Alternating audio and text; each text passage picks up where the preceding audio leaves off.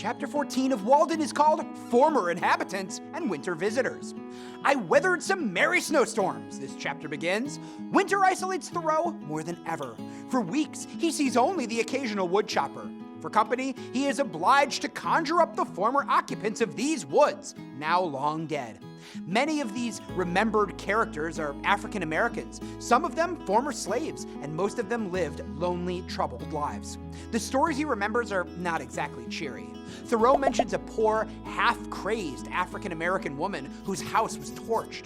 Changing the subject, he introduces the topic of a fire that burned down the hut of an alcoholic man, then moves on to the time he finds the dead man's alcoholic son moaning and muttering over the ruined home. Next, readers meet an alcoholic ditch digger who was once a gentleman and whose house was pulled down. All I know of him is tragic, Thoreau recalls.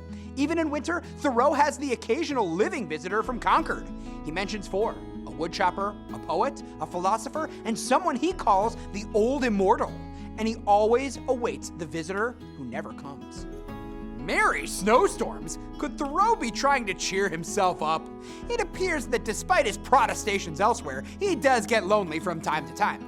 Or is he showing that he can take care of himself and survive under the worst conditions?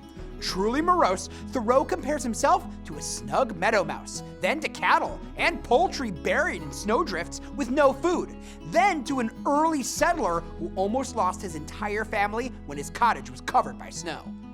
The great snow, how cheerful it is to hear of. This might be sarcastic.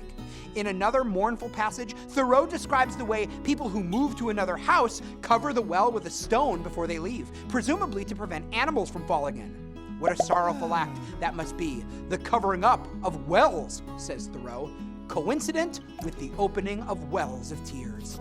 The reader can't help wondering if Thoreau brings up these sad memories to remind himself how lucky he is to have a place to lay his head. What genuinely cheers up Thoreau as he ends the chapter is visits from his friends in Concord. Voluntary loneliness is one thing, enforced loneliness, quite another.